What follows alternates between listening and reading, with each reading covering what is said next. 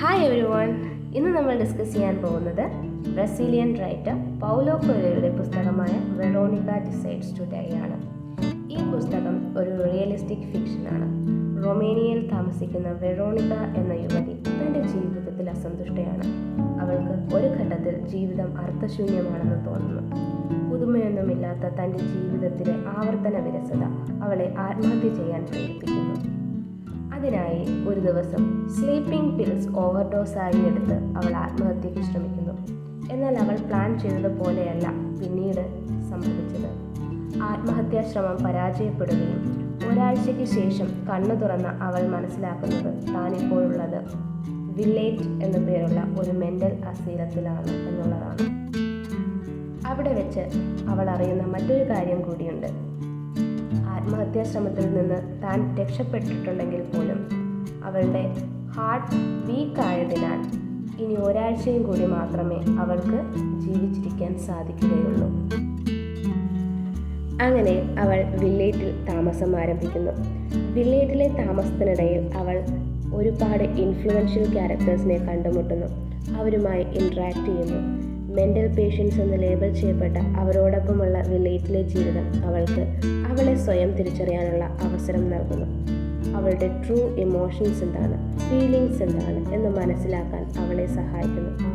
ആ ഇമോഷൻസ് അവൾക്ക് ഫ്രീ ആയി എക്സ്പ്രസ് ചെയ്ത് അവൾ തുടങ്ങുന്നതും വില്ലേജിലാണ്.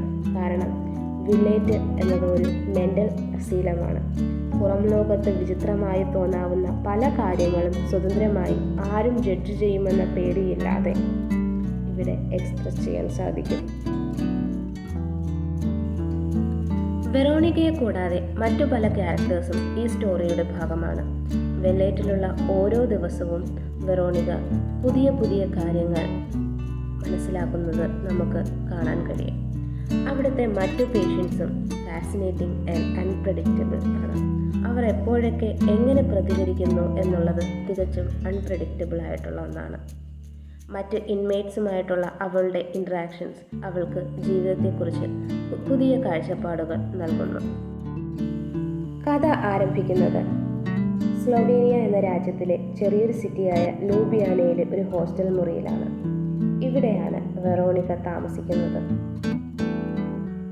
തൻ്റെ രാജ്യമായ സ്ലൊവേനിയയെക്കുറിച്ച് അവൾ പറയുന്നത് ആരാലും ശ്രദ്ധിക്കപ്പെടാത്ത, ആരാലും അറിയപ്പെടാത്ത ഒരു കോൾഡ് ആൻഡ് നെഗ്ലക്റ്റഡ് കൺട്രി എന്നാണ്. അവൾ ജീവിച്ചു വന്ന ഈ ഒരു ചുറ്റുപാടും അവളുടെ മാനസികാവസ്ഥയെ സാരമായി ബാധിച്ചു.